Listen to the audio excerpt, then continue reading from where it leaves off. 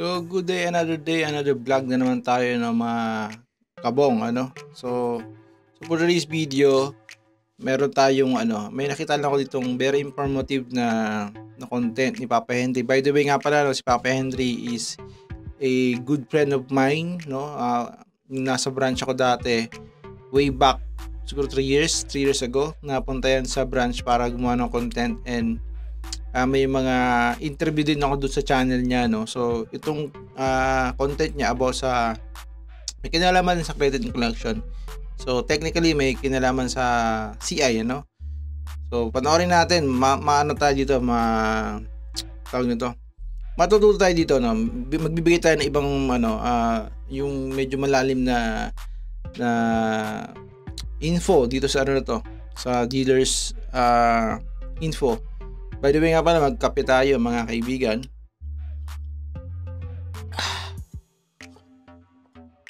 Sarap ng kape. Kaping bigas yan. Ito yung kinakape ko ngayon. So panoorin natin si Papa Henry. Kapag kukuha ka ng brand new na motor, okay, kahit sabihin mo na second hand na motor yan o repo na motor, mas maganda sa'yo po nakapangalan. Ayan, oh. So sa credit in collection kasi,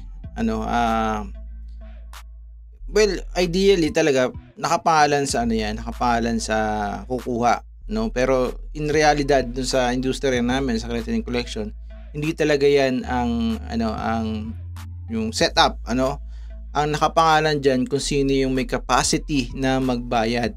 Sample, no? Yung kanyang asawa, yung lalaki walang trabaho, yung babae may trabaho, so gusto niyang bigyan ng hanap buhay yung asawa niya lalaki. So basically, no, sa babae nakapangalan yun kasi siya yung mayroong proof of income, mayroon siyang source of income, so siya kasi yung magbabayad. So technically sa babae nakapangalan yun, no. And then may mga cases din dyan na example, nakapangalan sa bayaw, iba yung gagamit, sa hipag niya gagamit, or bayaw niya rin, yung isang kabilang lalaki na bayaw, no. Yan depende yan sa kung sino yung may kapasidad na magbayad, Okay, tuloy natin. Repo naman, dapat po sa'yo po yan naka-address. Kasi mga kaibigan, hindi mo alam kung anong pwedeng mangyari kung halimbawa itong motor na to ipinangalan. Teka. Yung repo sa naka-address, so parang di siya depende kasi kung yung repo sa address is Laguna, tapos taga Cavite ka, hindi pwede yun. Ipapalipat mo sa pangalan mo yun, di ba? Kaso may mga setup dyan na hindi mo pwedeng ipalipat gawa ng hulugan, di ba? So as is yun, di ba? Ay, continue. Alam mo sa tropa mo. What if nagkaroon kayo ng problema ng tropa mo? Or sabihin natin nawala yung tropa mo, biglang lumayo. Tapos yung motor na yan sa kanya nakapangalan. Okay?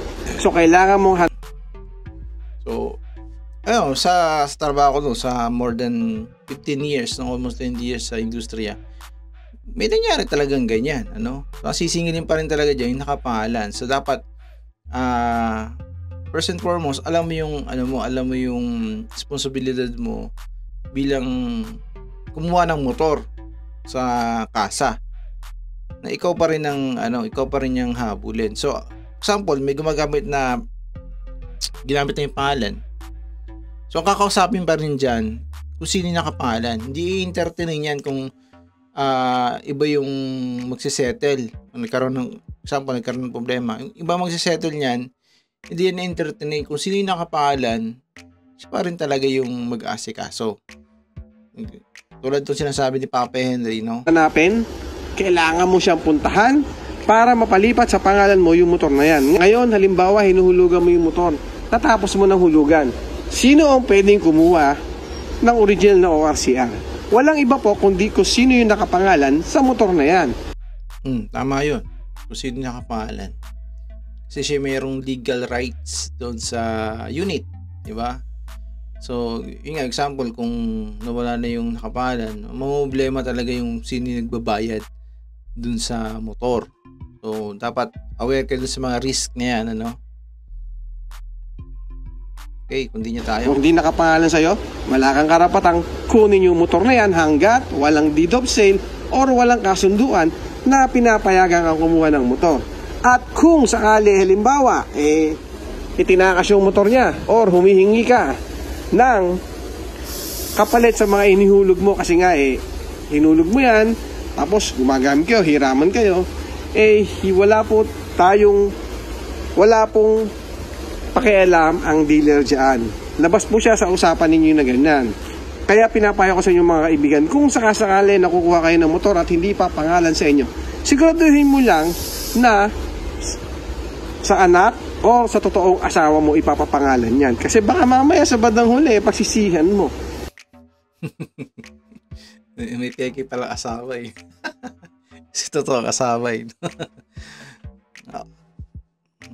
Hindi kasi, pwede naman, actually pwede naman talaga na ipangalan sa iba eh.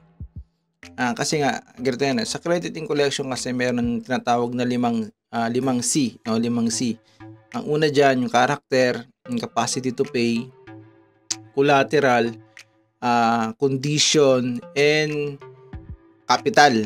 No? Capital. So, 5 C yan. Ang pinakamatimbang talaga dyan, yung character, and then yung capacity to pay. So, mostly talaga, yun na lang talaga yung nagdadala sa approval niyan. Yung the rest nun, ano na lang yun mga minor na lang, Example, pasado siya sa character. Na-sense nung CI na, uy, okay itong taon to, no?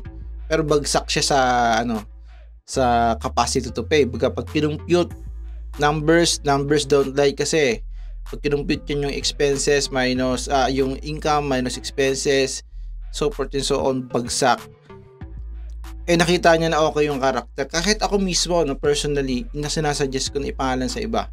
Sa asawa, sa kapatid, basta sa immediate family or relatives para, sayang kasi, di ba, okay siya. Yung sa numbers lang talaga, baga yung source of income niya is short. So, maghahanap tayo ng ibang kamag-anak na qualified dun sa capacity to pay.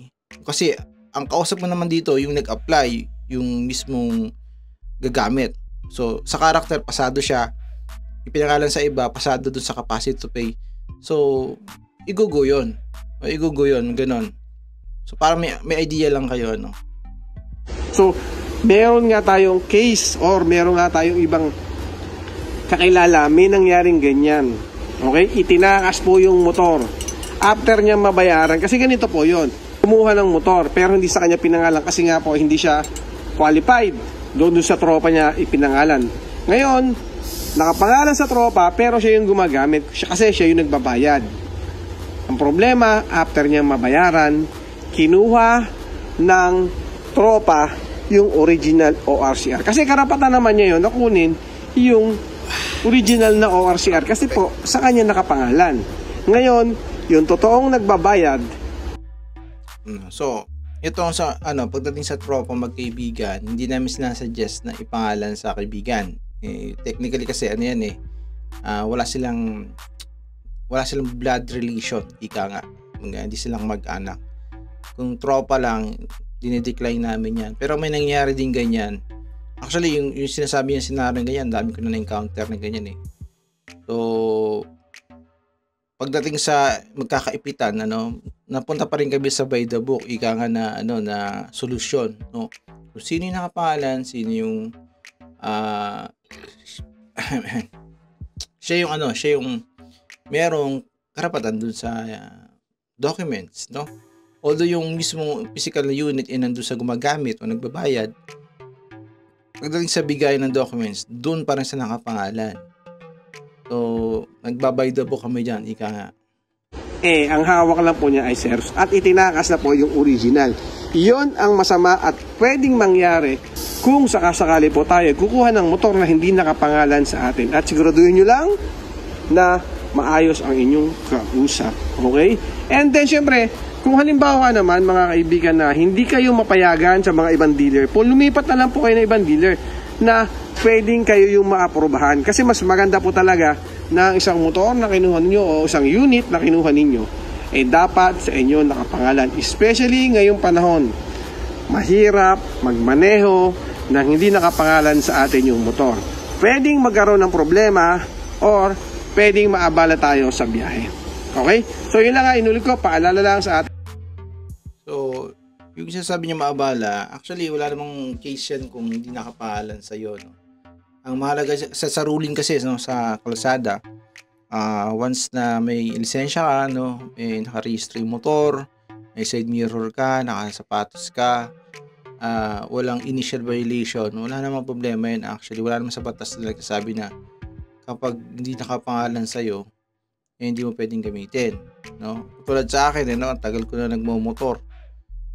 Sa motorcycle industry kasi ako, ini-issuean kami ng motor. So, basically, hindi yun nakapangalan sa akin.